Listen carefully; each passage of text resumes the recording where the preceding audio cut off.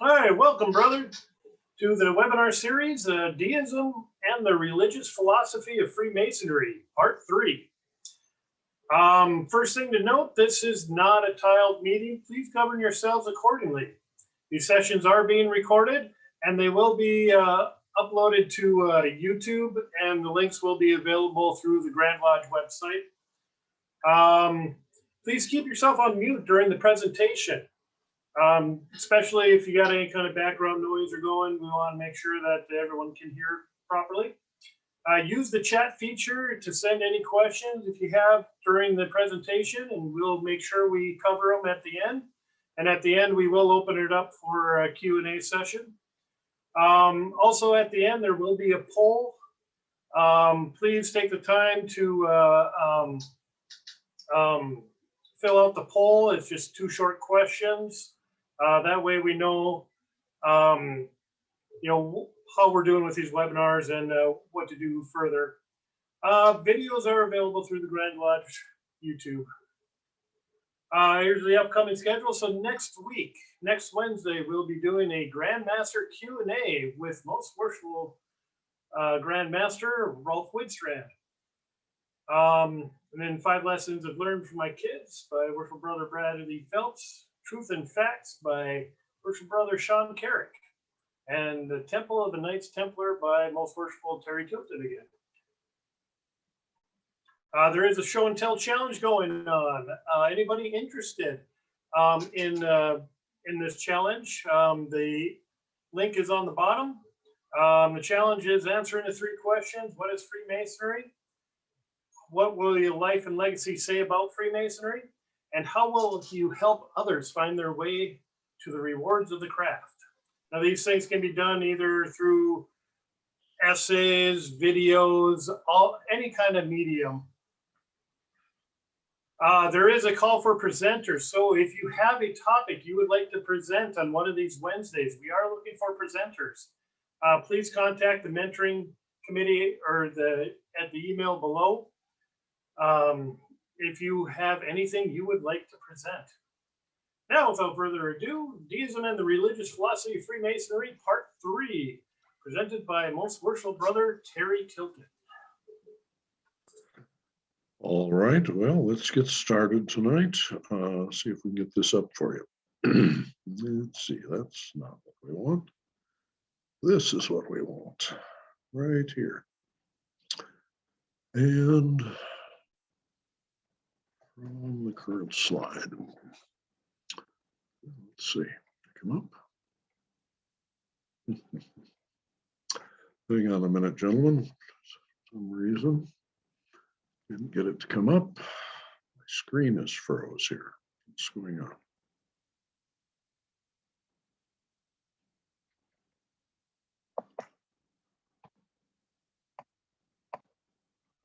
All right. Let's see here in the slideshow. No, it's not what I want to do. I want to go to right here. From current slide. Come on up.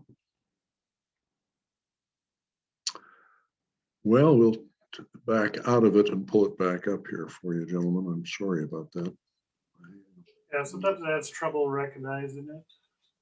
Yeah, it's having difficulty with it. Let's just end this. Back out of it.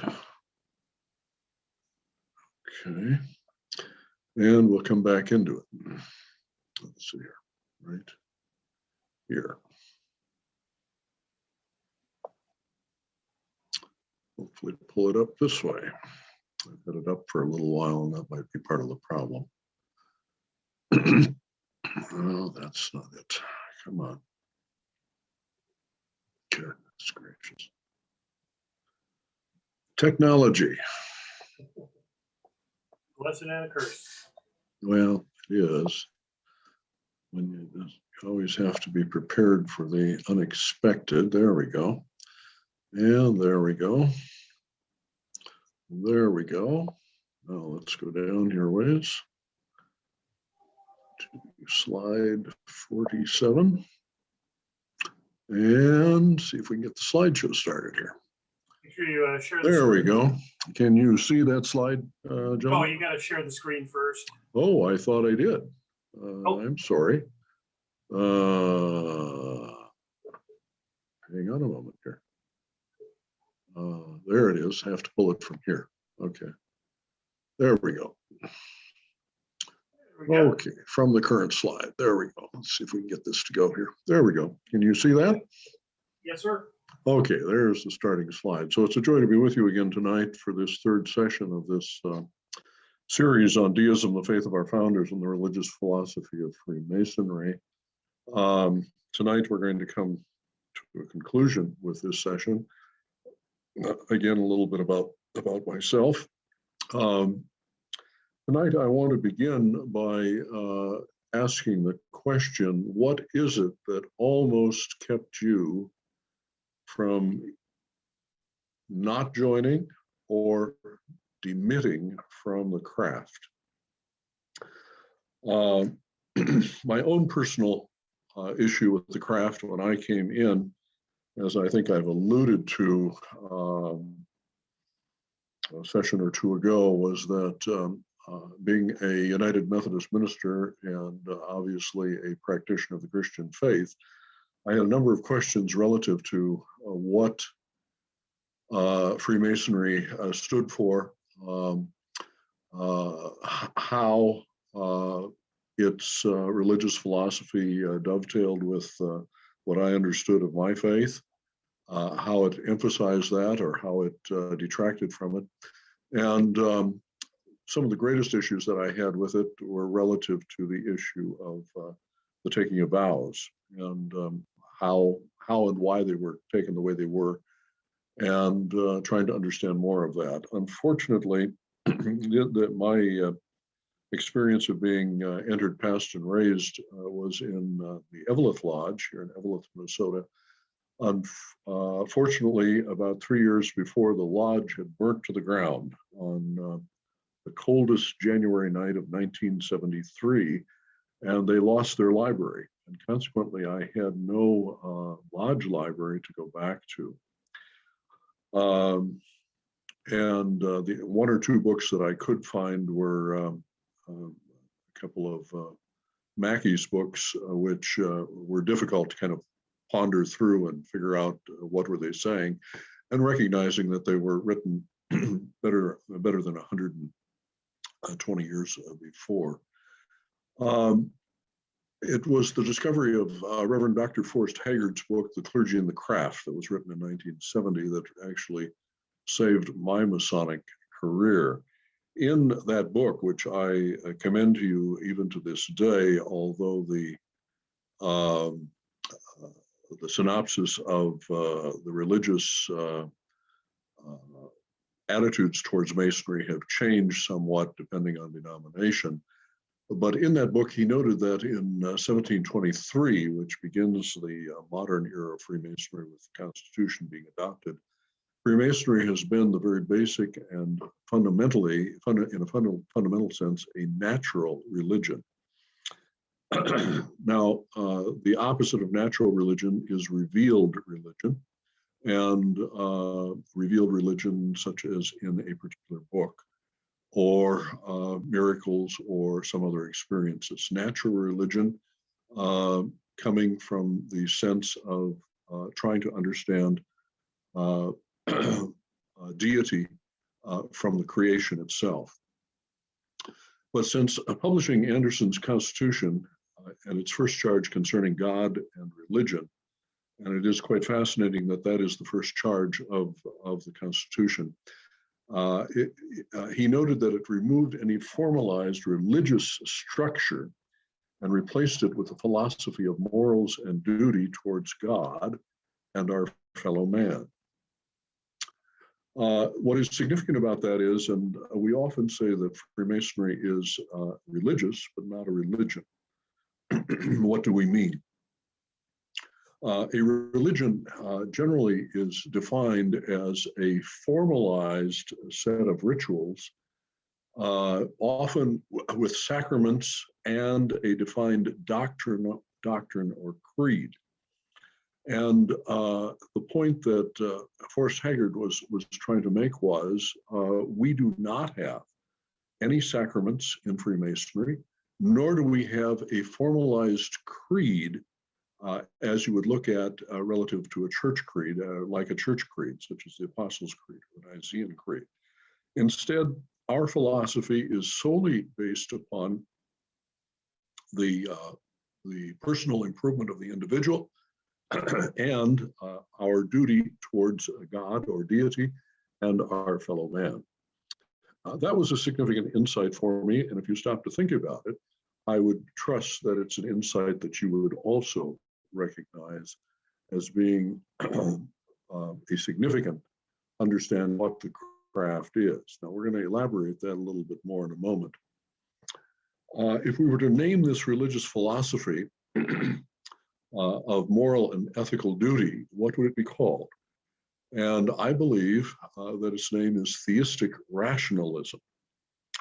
Theism, coming from the Greek word for theos, or God, and rationalism from the sense of using our mind and the talents that we possess to understand God. Theistic rationalists believe that natural religion, Christianity, and rationalism can coexist compatibly with rational thought to balance the conflicts between natural religion and Christianity, the first two aspects. They assert the primary role of the person's religion should be to bolster morality, making it a fixture of common life. Greg Fraser applies this philosophy to the founders of the American Republic, including George Washington, John Adams, Benjamin Franklin, James Wilson, Thomas Jefferson, many of whom were Freemasons, and says that theistic rationalists believe that God plays an active role in human life, rendering prayer effective.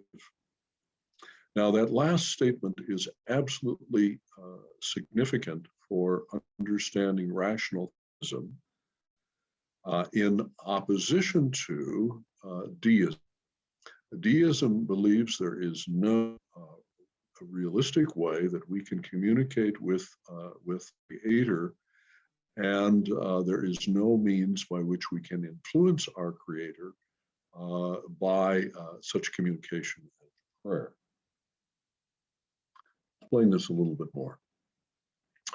Herbert's 5 common notions that we cited earlier, along with the fact that rational theists accept parts of the Bible as inspired, using reason to accept or reject along with the value of prayer, distinguish them from classical deists, at least those of the developed period 1690 to 1740. Now, you'll note that Herbert's, although he is called the father of English deism, in fact, his form of deism, his understanding of deism is significantly different from that of the classical period in which deism is most commonly in opposition to Orthodox religion and denominations.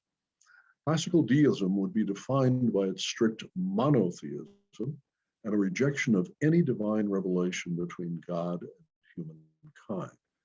Freemasonry could not accept this and would build upon Herbert's original foundation and would incorporate it into the ethical and moral character of our craft, practices, and ritual.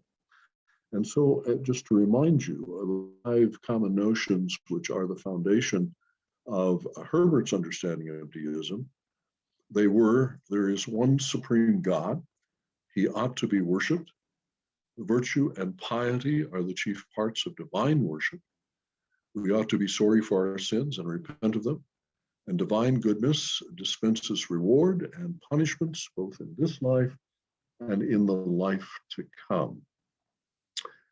I don't know that how many of you have given much thought to our landmarks and what Mackey tried to give to us. There were others before him, as we'll find out. But the reality is that there are some items, and Mackey tried to make that point, that are indispensable towards Freemasonry. And he elaborated them in what he believed were 26 points, which he called landmarks. Most of you may not understand how they came into being, but the landmarks in Masonry, I'll get to Mackey in a moment, but I want to acknowledge, first of all, our own landmarks here in Minnesota. We have 26 of them. The first one is that belief in the supreme being, the great architect of the universe, will punish vice and reward virtue is an indispensable prerequisite to admission to Masonry. Now, we often talk about a belief in a supreme being, but we very seldom mention any sense of vice and virtue relative to what we believe our actions have in terms of their meaning. The second point of the landmarks of Masonry, and the first point obviously goes directly to the notions of Herbert. The second point, that the moral law which inculcates charity and propriety, industry and sobriety, and obedience to law and civil government is the rule and guide of every Mason, to which strict conformity is required. And this landmark obviously points to the idea of doing ethical good to others and contributor to society. The third landmark, that obedience to Masonic authority, being really assumed, is a perpetual obligation. So once we acknowledge the structure of Freemasonry and its authority, we cannot walk away from it. The sixth point, that charity is the right of a Mason, his widow and orphans, when poor and destitute, to demand, and the duty of a prosperous brother to bestow. Rather flowery language, but we, of course, lift this up many times in our ritual. The 26th point, that no subject of sectarian or political character can be discussed in the lodge, and that any Mason proposing such a subject renders himself liable to disciplinary action of the lodge. Most Masons recognize that, and we are proud to state that it is one of the reasons that we meet on a common level. But I would argue that, in fact, it is part of the religious philosophy of Freemasonry that is so vital to who we are and what we are. Now, I want to get down to where some of these came from. So let's talk for a few moments about Mackey's 25 landmarks. They were first published in 1858. Dr. Elbert Gallatin Mackey set forth his 25 ancient landmarks in 1858 to be a universally recognized method by which Masons across the globe could operate. Mackey's landmarks have been studied and debated, yet remain the standard by which Freemasons meet and work. And when we say that, it doesn't mean that every Grand Lodge has adopted all 25. We have as few as 7 in West Virginia, and as many as 54 in Kentucky. And not every Grand Lodge has adopted a set of landmarks, although the vast majority have in the United States. In his Encyclopedia of Freemasonry, Mackey makes the claim that until the year 1858, no attempt had been made by the Masonic writer to distinctly enumerate, by any Masonic writer, to distinctly enumerate the landmarks of Freemasonry and to give them a comprehensible form.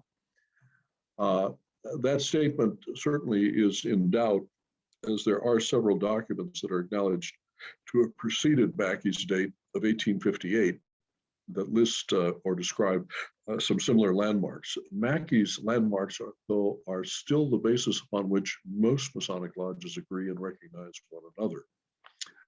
A couple of those landmarks, just as to how he put them, that each lodge has worked with and most have incorporated. The 19th landmark, of belief in the existence of God as the grand architect of the universe. One of the most important landmarks of the order, says Mackey. It has always been deemed essential that the denial of the existence of a supreme or superintending power is an absolute disqualification for initiation. The annals of the order never yet have furnished or cushion an instance in which an avowed atheist was ever made a Mason. The very initiatory ceremonies of the first degree forbid and prevent the possibility of so monstrous an occurrence. Flowery language of Albert Mackey. Let's see here. Mackey's 20th landmark. Subsidiary to the belief in God is as a landmark of the order is the belief in the resurrection to a future life. This landmark is not so positively impressed on the candidate by exact words as the preceding, but the doctrine is taught by very plain implication and runs through the whole symbolism of the order. To believe in Masonry and not to believe in Masonry and not to believe in the resurrection would be an absurd anomaly, which could only be excused by the reflection that he who thus confounds this belief and with his skepticism was so arrogant of the meaning of both theories as to have no rational foundation for his knowledge either. Now, you need to understand the significance of this. Although it's not listed in one of the landmarks in Minnesota, there are a number of jurisdictions that have it, but it is an implied landmark. You cannot reward virtue or punish vice in the next life if it does not exist. And so consequently, it's essential that there be some belief in life after this life, or resurrection from the Christian sense of the term. Mackey's landmark, the 21st landmark. It is a landmark that the book of the law shall constitute an indispensable part of the furniture of every law.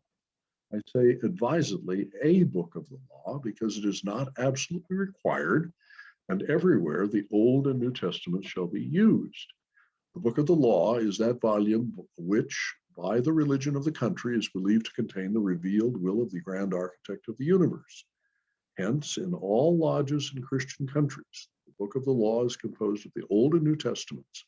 In a country where Judaism was a prevailing faith, the Old Testament alone would be sufficient. And in Mohammedan countries, and among the Mohammedan Masons, the Quran might be substituted. Masonry does not attempt to interfere with the peculiar religious faith of its disciples, except so far as it relates to the belief in the existence of God and what necessarily results from that belief. The book of the law is to the speculative Mason his spiritual trestle board. Without this, he cannot labor.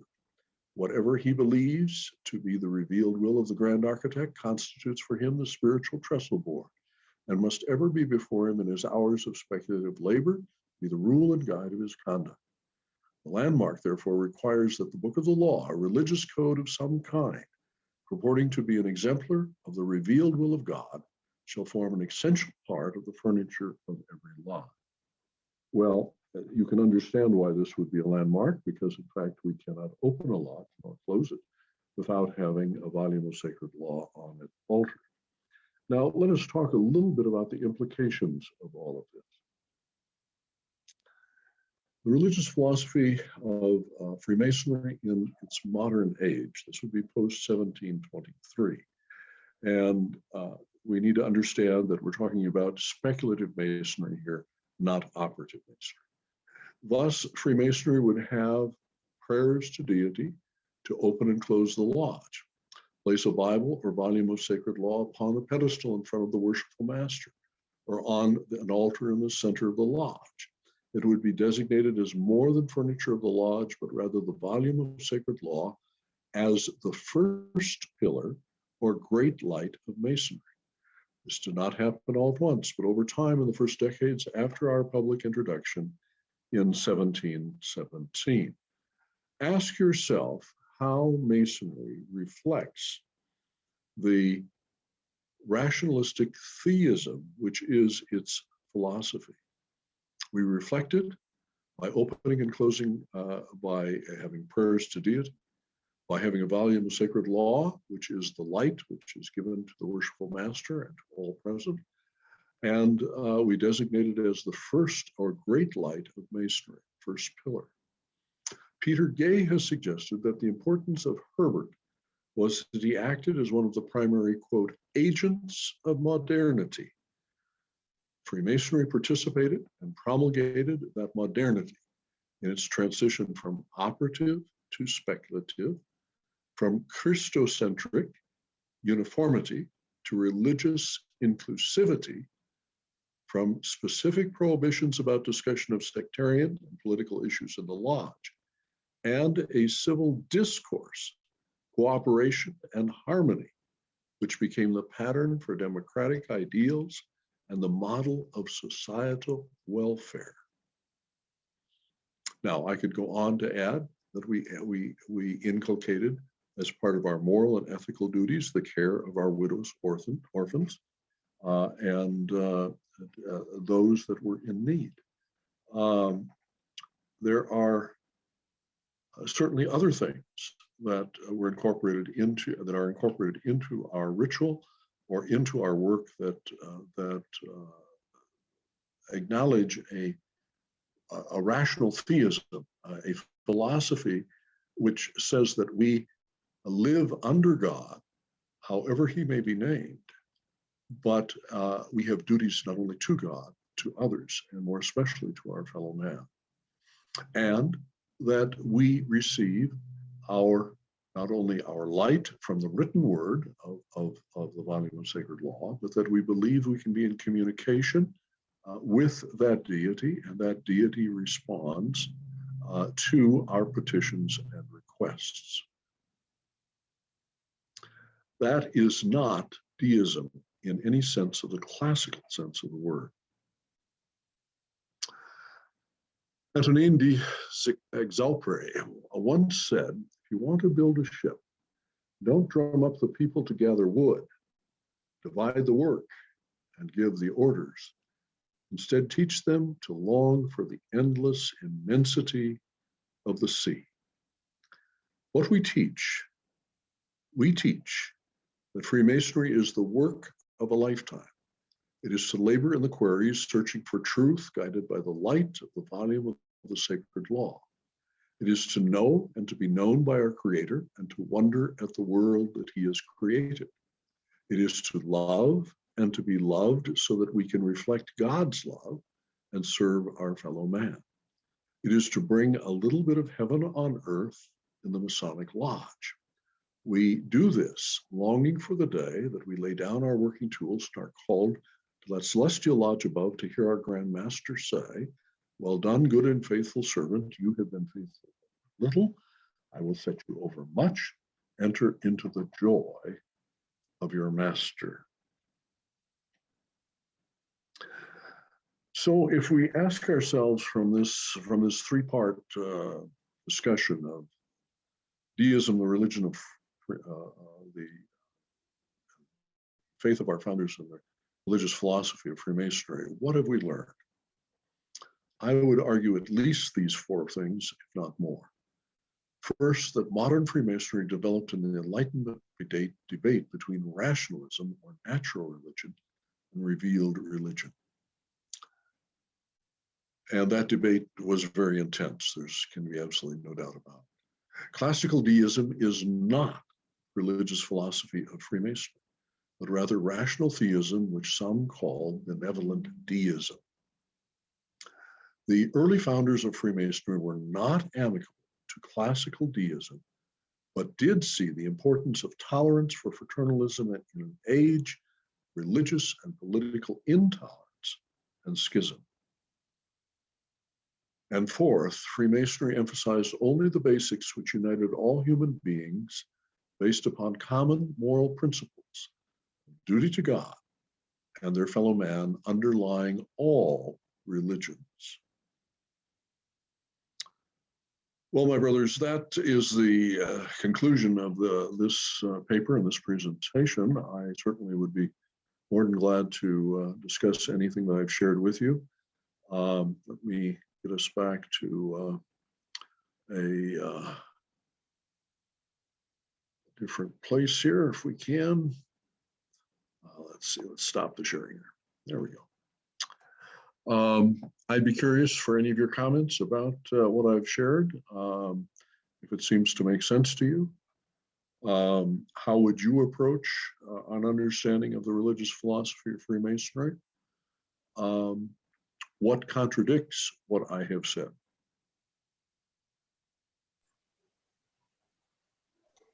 Terry, oh, go ahead, Mike. No, I was just saying, feel free to unmute to ask any questions. Okay, so Terry, thanks for this wonderful presentation. I really enjoyed all three parts of it. In the latter part, you touched on one thing where Masons have to believe in the in resurrection, but is that synonymous with immortality of the soul? And I would love to hear your thoughts on that. And in the same context, you touched on resurrection as being a afterlife. I've read some interesting articles where that particular concept of immortality of the soul did not necessarily match the classical Christian afterlife, but more so was interpreted as a reincarnation or sorts. Yeah, it's the more classical understanding. Immortality of the soul goes much more back to a Greek understanding. It predates what we would know as Christianity. We find inklings of it in the Old Testament in different places as well. No, the problem is with Mackey. You have to understand when we're trying to interpret Christianity, we're trying to interpret Freemasonry from a Western Christian perspective, and consequently we use terms that we're familiar with that others may not use or may not be as undogmatic or as inclusive as they might be. Resurrection has a particular implication from a Christian denominational perspective and is a doctrine of the church. I know of no other religion that uses that term.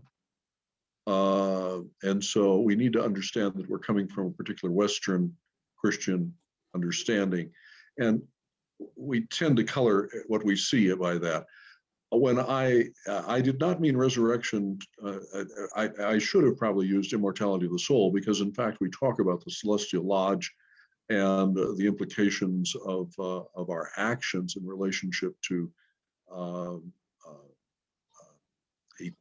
an eternal life, an immortal soul, a consequence of this life which goes on. Our funeral rituals all imply that. Our prayers imply that. It's a foundational statement. Now, that Mackey used resurrection only suggests that he's coming from that Judeo-Christian background. He could just as easily have used the immortality of the soul, and there would have been no difference in his meaning, I'm sure. Question. You mentioned on your earlier sessions that at the end you were going to discuss philanthropy and charity and something about the other organizations tied into the Masonic movement. Well, no. I was wondering if you backed off on that, or Frank, there is an entire different set of. I do have a paper, and I would be glad to share it on philanthropy. And what I've discovered, it was published a few years back, and it was, as I indicated to you before, it was the only paper that I could find in the previous 20 plus years that had ever been published about where is philanthropy in Masonry today. And the last major person to do any publishing was Brent Morris, with a book that he put out in about 1993, 94, someplace right in there. And as I indicated to you, he indicated there was about $1.2 million a year given charity a day that was given by Freemasonry. When I did the adding up, going through the Grand Lodges and the major charities, it was easily more than $3 million a day. And that doesn't count any of the charity of the constituent lodges. Only talking about Grand Lodges and philanthropic bodies within Masonry. That's an interesting discussion, Frank, and I'd be more than glad to get into it, but it's not germane to this discussion outside of the fact that charity, in terms of a responsibility to our fellow man, is one of the foundational principles of the craft and is one of the landmarks that not only Mackey put up, but that we acknowledge in Minnesota and in many other jurisdictions.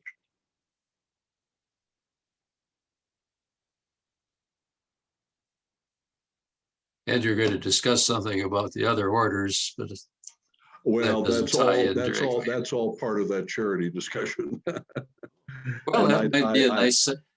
I would be more than glad to give that share that paper with you if you find it of interest down the line here. I found it fascinating because, quite frankly, although and we talked about that, Masonry is not charity, and you cannot define it from the sense of charity and understand it correctly. But charity is what Masons do, yes, among other things. And we have lost a lot of that perspective. And quite frankly, we have, and I just talked with a brother the other day that said, this is our philanthropies, look at how many people they're attracting. And I thought to myself, who are you kidding? I don't know of anybody that's joined Freemasonry because of our philanthropies. And we have poll after poll over the years that has told us exactly the same thing. It is not a major element of why people join Freemasonry. What is the major element? First and foremost, people want fellowship and brotherhood. And secondly, they want to be able to learn and grow. And they want to yes, they want to participate in their community and be valuable. Their Freemasonry to be valued for the community, but that's third or fourth on the list. Well, I've been wondering about the Masonic movement relative to a lot of the civic groups that have been falling by the wayside, that Masonry might be sliding into more of a civic group. And I was wondering if some of the members are kind of looking at that. You could argue that relative to a few of our pendant groups, but you know, as I say, you need to listen to that paper, and I'll, you know, if there's an interest, I'll be more than glad to share that paper. It'll take one session to really go through it, and, pick up the highlights of it. But it had a tremendous amount of statistical information that was gleaned at the time. I did it because I had a feeling that I wanted to know. I wanted to know how much we were giving away, number one, and number two, I wanted to get some idea what value was it. How do we classify? What is its value in our communities? What is our value compared to hundreds of other organizations? And here in Minnesota, the second largest philanthropy, civic philanthropy, is Minnesota Masonic Charities. I'm very proud of that, but is that what Masonry is? That's good. The difference between charity and philanthropy is a big difference, and most people are unable to make the distinction. Masonic charity based at home, all of our rituals says that. Yeah, enough of that. My brothers, I'm curious, did I make the point to you, or was it understandable to you that we are, you know, our religious philosophy is rational theism, not deism? Can I ask you a question and then expand a little bit on that definition of rational theism? I mean, an atheist would argue theism is by virtue of its constituent or its definition is irrational, right? So that's really correct. They probably would, right? Yeah, and there's a phenomenal book. I think it's called "The Case Against God" by George Smith. We've got a number of our foremost physicists in the last number of years here put out books in which they define themselves as atheists. They cannot see Right, but so would you care to elaborate a little bit on, you very briefly touched on that, but I really like to Well, kind of gain a better understanding okay, what your sure, definition right. of a rational theist is. Yeah. There can be no doubt that in Masonry, there must be a belief in a power greater than yourself. Now, you may name that deity, you may name that deity or God in many different ways, but in Freemasonry, there's no question there must be that belief. And it's a belief. It is, we don't say you have to subscribe to a particular doctrine about who that deity is or a name to it. But you must have it. You must subscribe to it. And as I mentioned a week or so ago, the reason is that you cannot take any, in part, the reason is you cannot take any vows unless the vows are taken upon some higher order to be able to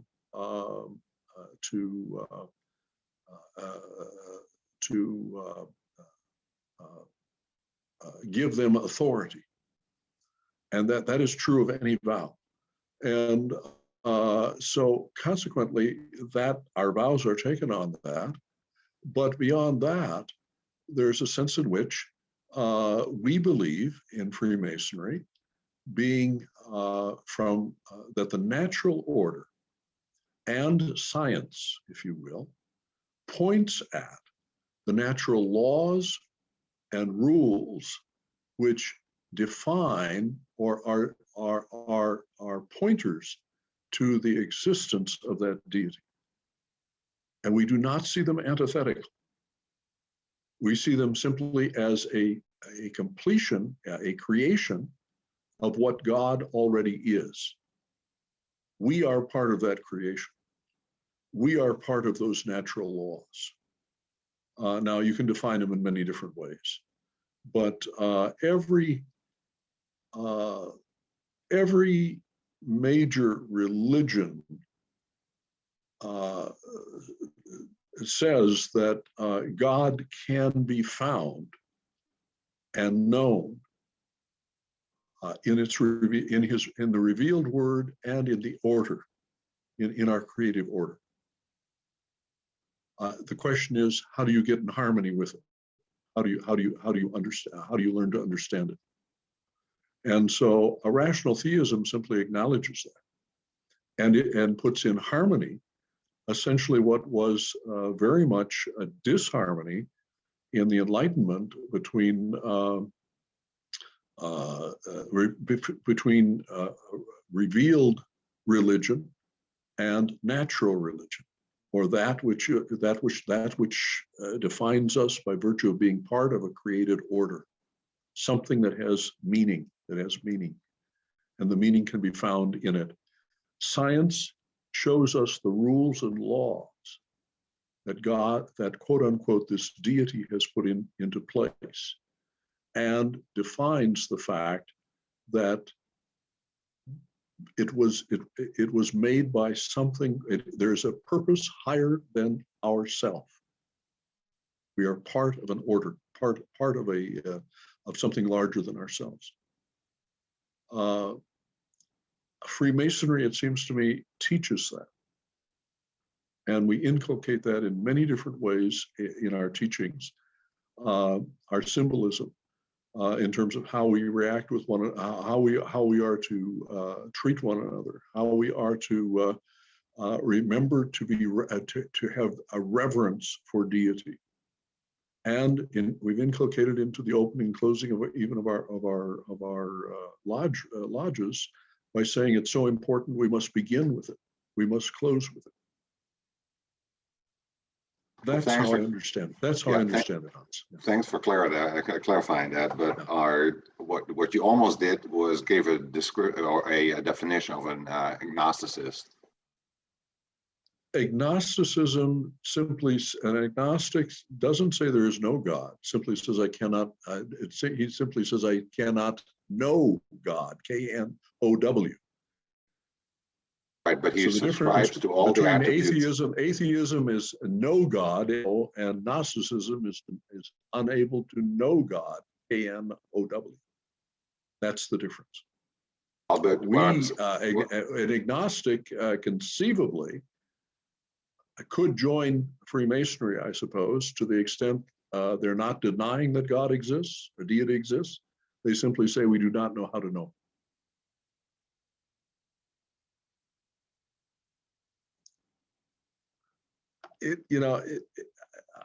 Once in a while, I mean, over the last 43 years of my Masonic career, I've maybe seen two discussions where a lodge has gotten into a situation where a brother has tried to join a particular perspective, religious perspective that the lodge has said, is this individual truly a theist? Does he have a belief in God or not?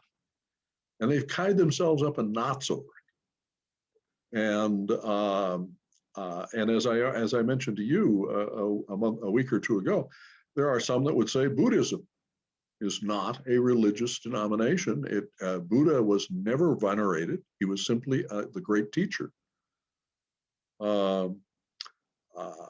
I've had individuals tell me, well, I don't know about God. I believe in Jesus. He was a great teacher.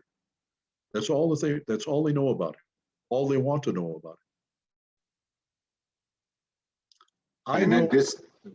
Terry, in this day and age, we see that particularly young people drift towards more a spiritual consciousness, right? So meaning the whole concept of the monotheistic concept of the God as we see him in Catholicism and in Protestant is no longer as readily adoptable by them. That's right. The issue is they do not want the ritual that goes with that denominationalism. Right. And so I'm curious kind of how you see the future of the craft in the context of this changing perspective by younger men that are more attuned with spirituality and are thus in the context of what you just talked about, meaning the God, the definition, the historical aspect. Is there a fit? Yeah. Is there a fit? And that's a valid question. My perception is this. They will look past some of the ritualism of the lodge and seek a deeper or more esoteric understanding, and they will be able to find it because Freemasonry does have at the deeper levels the search for meaning, which esotericism can give us.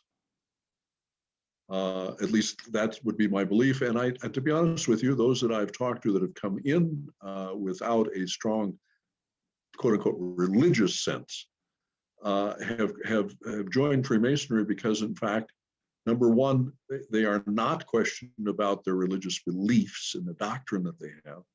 And number two, there's enough room in the craft for them to grow in ways that allow them to expand their consciousness without being criticized. At least that's been my experience.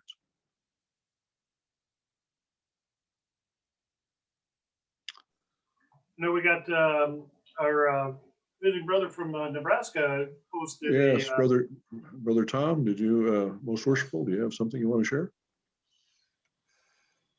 Well, just at this, I really enjoyed this, by the way, fantastic job. And this ties in a little bit to a presentation I'm going to do in a few weeks for you, because one of the things that the Roman Church has always, among other things, has accused us of being deists. And thank you for that incredibly concise way of denying that we prayed. End of story. However, I just finished. I put it in the chat. Fascinating new history of the Reformation. It's a tough read. I won't kid you. You're going to be at it for a while. However, in that you can see where some of this stuff, I think, had its roots. when you go through the 30 Years' War and you have all these other things that are going on, Yeah. at some point people, I think, search for something that says we can't keep doing this. And the whole concept of tolerance, it wasn't just the Catholics that were the problem. The Protestants were just as bad. Just as bad.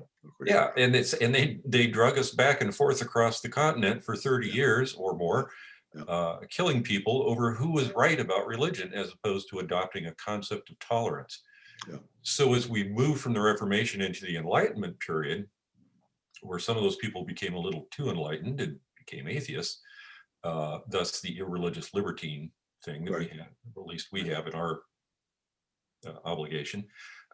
You can see where something like this, something like Freemasonry would come out of that, where people would finally figure out, hey, tolerance might be a better way to go here than killing people in the name of God constantly. Yeah.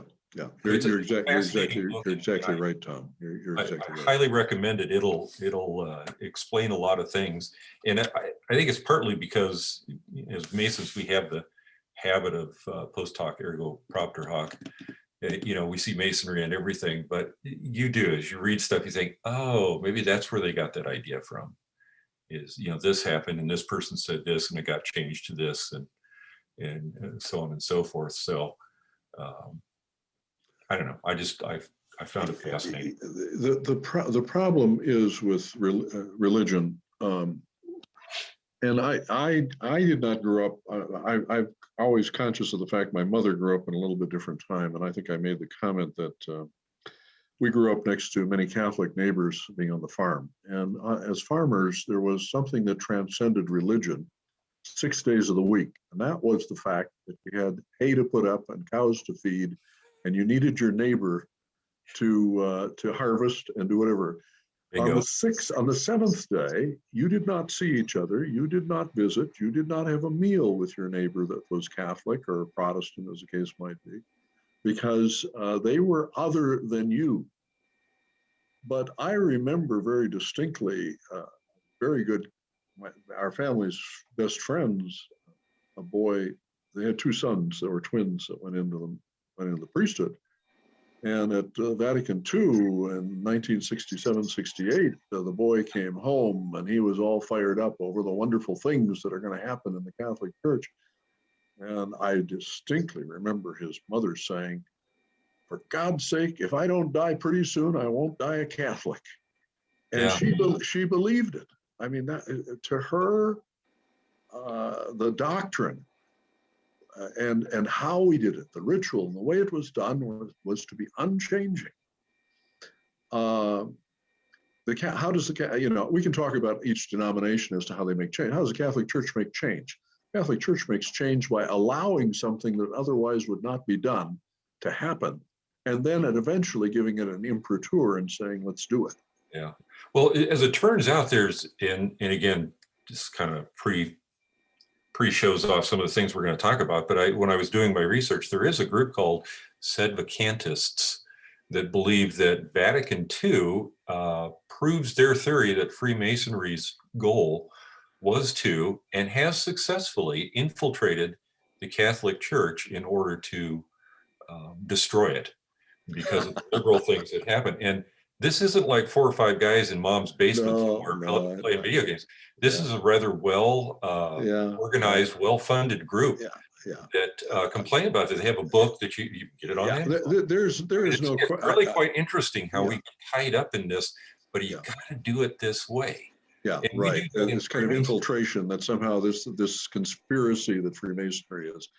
There is no question that the Curia, the Catholic Church, and I don't know exactly when it happened, but I'm guessing from the 1880s through the 1940s, the Curia there was more than half of the Curia were Freemasons.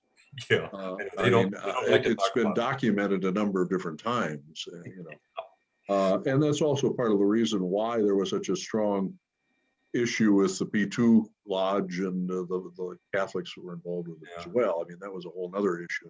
Well, that's why there's a section in canon law that literally specifically makes it illegal, so to speak, for someone of the church to be a Freemason. They wouldn't have put that in there if they didn't have a problem with a lot of their people joining Freemasonry. And you're right. It goes But back it was lifted for a period of time, and then eventually, an archbishop here or there said, no, we need to interpret this differently.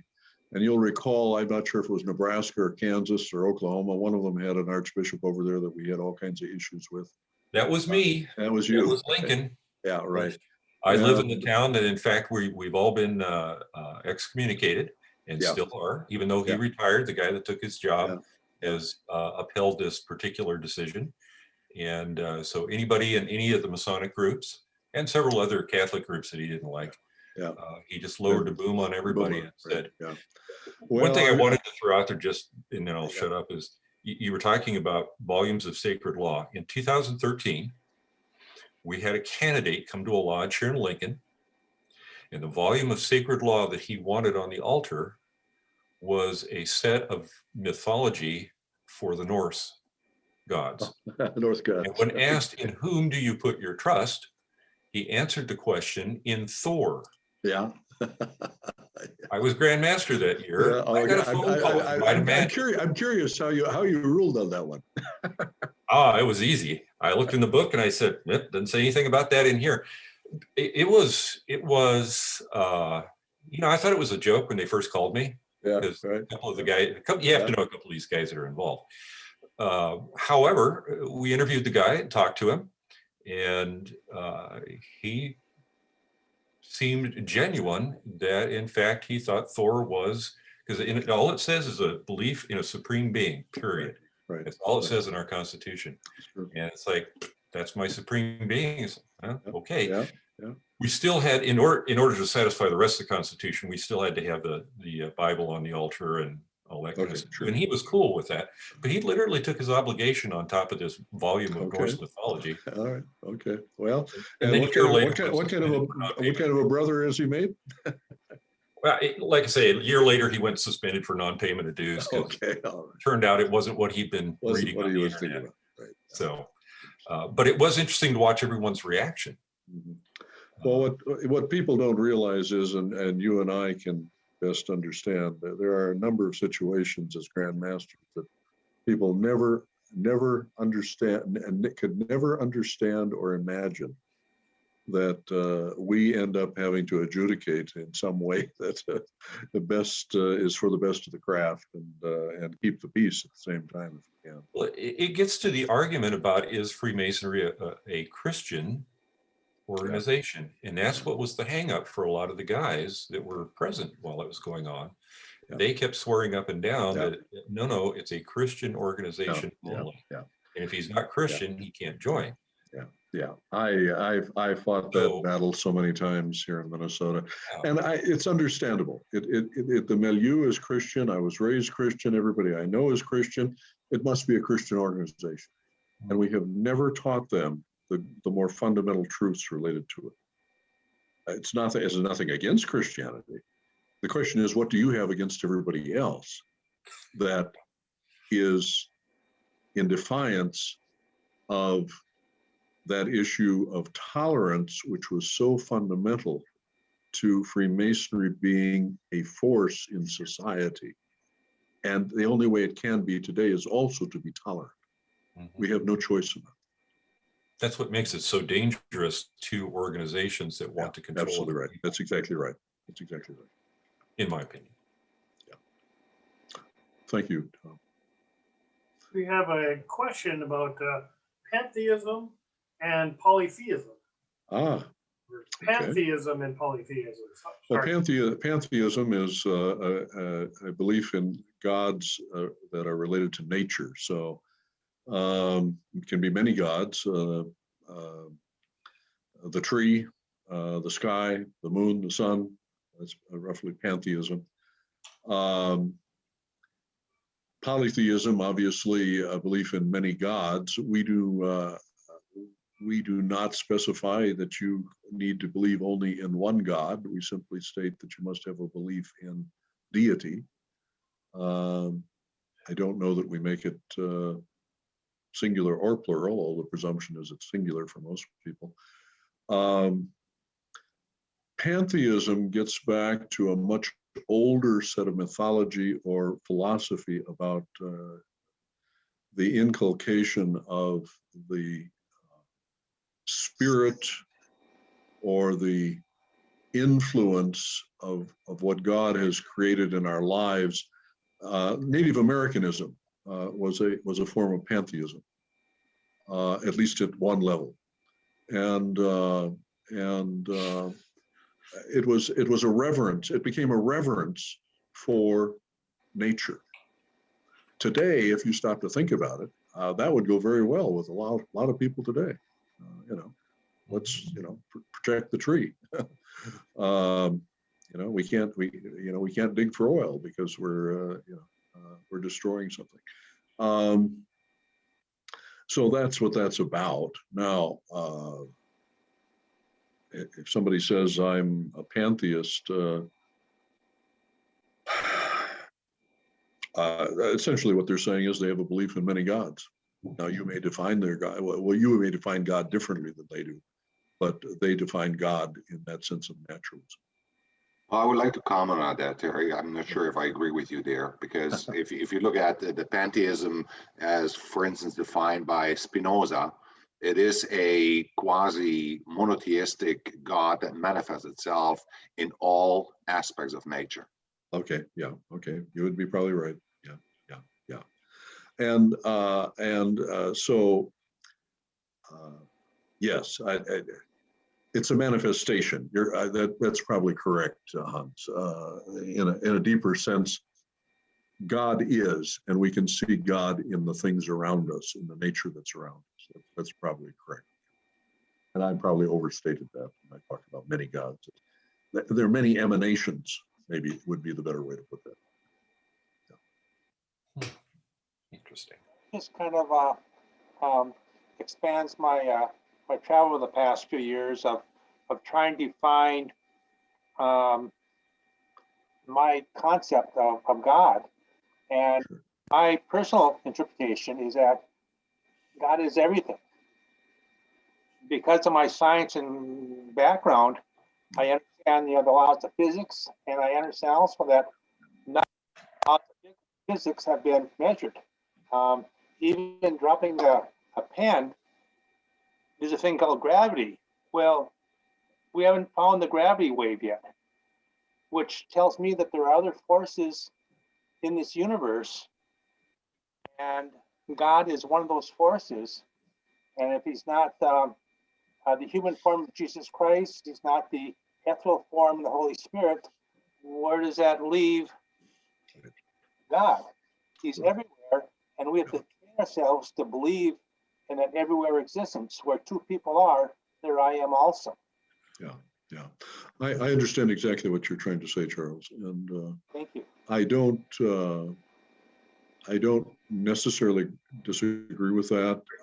I'm able to compartmentalize religion, Christianity, and how we define faith, recognizing that religion is really a set of beliefs that are doctrines, if you will, that try to be exclusive. And the problem with any religion that tries to make things that exclusive, you err. There's going to be error. The question is, I can't always decide how much of an error. I mean, I don't know.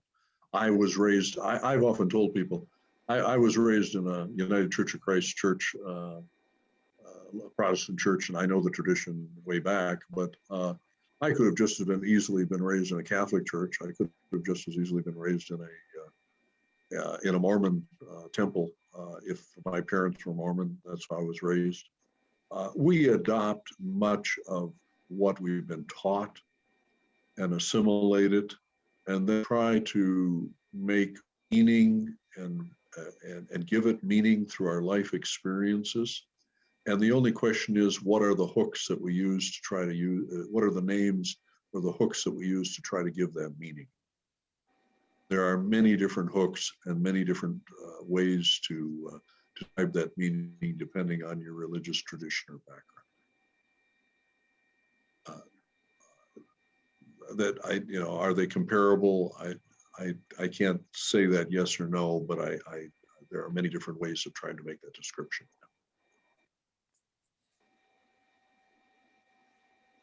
Yeah, and you touched on a good point that we are raised in or steered towards a certain religion by our upbringing, by the environment we grow up in, and I think that's what really Freemasonry does offer, is that you can kind of change your mind, right? As long as you stay within certain principles or overarching and guiding principles.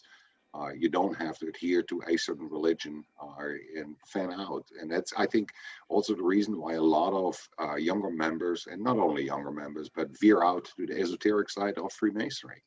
Because Right. you find a lot of gratification that maybe a monotheistic domination does not provide you. And esoteric side does balance that. Yeah. I mentioned, last week or the week before, I've had an ongoing kind of argument with Eastern Star because, there's been too many Christian flags left in the front of Masonic lodges after a Star meeting. And I've had to, gently correct my brothers and say, even though that may be your flag, understand what impression it gives for an individual, that it is not. And it is simply not proper to have it on the dais and there. But my bigger argument with Eastern Star is they profess to be Masonic, and they're not Masonic in any sense of the word that I understand the tolerance that Freemasonry should be. I've gotten into many arguments with the grand matrons of the Eastern Star over those issues. And some of them will acknowledge, well, yes, we shouldn't be so in your face Christian. If in fact we try to appeal to other groups, but I would find it very difficult if I was if I was Jewish, I'd have a hard time belonging to an Eastern Star group. Let me tell you, it would be very difficult for me to come to that place. And yet I know many people that are Jewish that do it, and they've done it simply to assimilate, to be accepted into the community. And to that extent, they've compromised some of their own belief. And I can't say it's right or wrong. I understand why it's happened. It just is, any of our larger communities. I mean, we have allowed lodges that were established essentially as Jewish lodges. Every jurisdiction has them or has had them. Minnesota had a number of them here. In part, it was an association that they were able to give among brothers that they felt comfortable with their religion, but they found that they were not as welcomed in other lodges, and it became a point of association. And thankfully, it made room for them, and still does. But it's difficult. I mean, those challenges of religion are not something of the Reformation ages. Those challenges have been going on in every age and every place, in one way or another. Terry, John Freeberg here. Yeah. Excellent talk again. Thank you very much. I do have a question. You alluded to your early years in Freemasonry, and I'm sure you've been asked this before, but what brought you to the lodge to begin with? Oh, well, I was brought to the lodge. I remember my father getting dressed and going out to lodge. Occasionally, I think maybe once I did ask him, "Where are you going?" Going to a lodge meeting. He never said anything more about it. So I knew nothing about the lodge, except that I learned later on that his father felt he could not do the memory work, but was insistent that his sons join the lodge. Been a tradition within our family of Masonic membership. So when my father, who was the younger of the two boys, turned 21, literally within months of his turning 21, they petitioned the lodge to join. why did I join? Well, I joined only because I had a member of my congregation that said, Pastor, I belong to an organization that I think you might be interested in, and I'd like to introduce it to you. And it's the Masonic Lodge up the street, and we have a long history. As far as being able to answer my questions about religion and the craft, he could not do that. All I knew of him was his sincerity and his recommendation that this is something worthwhile. That's all I knew. I was intrigued by the memory work that was done, the amount of dedication of the brothers in doing it, because it was done so very well. But there were elements of it that I questioned. Why are these vows? Why the way they're taken? Is there something here that conflicts with what I really believe or is part of my faith? I'm quote unquote a United Methodist Christian minister. To what extent am I representing Masonry by joining? To what extent am I representing my faith by what I'm joining? Those questions. And quite frankly, if I had not found Forrest Haggard's book, The Clergy and the Craft, and it had been written just 5 or 6 years before, I probably would not have stayed in the craft. I probably would have dropped out. Today, we have a book that's actually more excellent than that, confronting many of those issues. Christian Hoffner's Workman Unashamed is a book I almost universally recommend to any brother that has questions about the craft and their religious background, whatever it happens to be, because he answers in very great detail those questions. He is an evangelical Christian. He did actually drop out of the craft because the Church of England, of which he became a deacon, insisted that he do that. Although there was a time when the Church of England would have 40, 50, 60 years ago would have gladly accepted him as a Mason and would have encouraged him to be a Mason. Mm-hmm. But that's the type of changes that have happened in the Church of England. So that's what happened there. Thank you. Yes, Bruce. Just a very small sidelight. I was raised in what you would call a Jewish lodge. Okay. I was at the time a Methodist. Okay. The secretary of the lodge was also Methodist, was also a member of my church.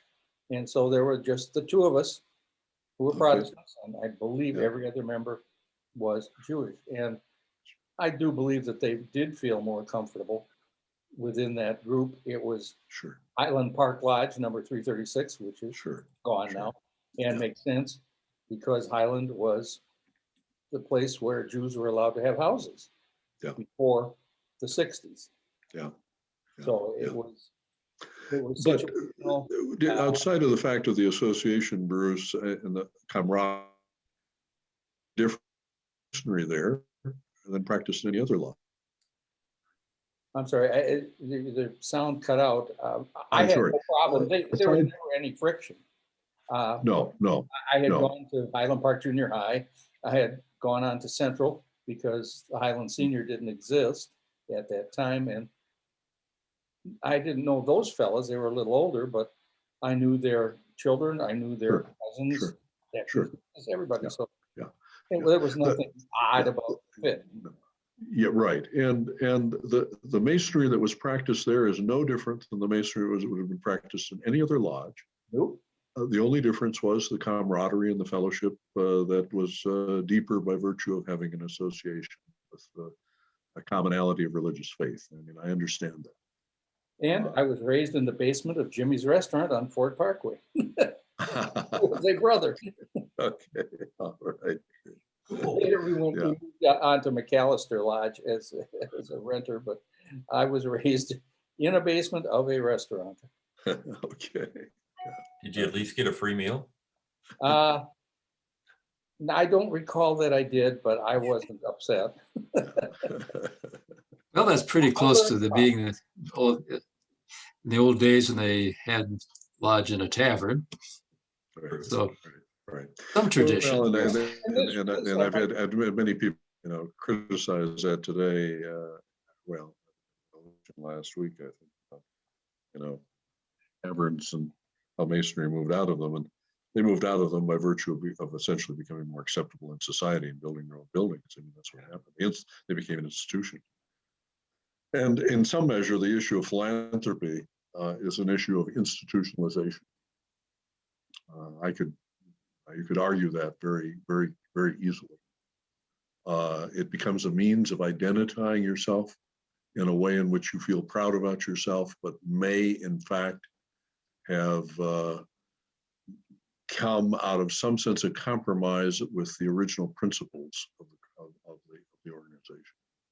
And I would argue that's happened.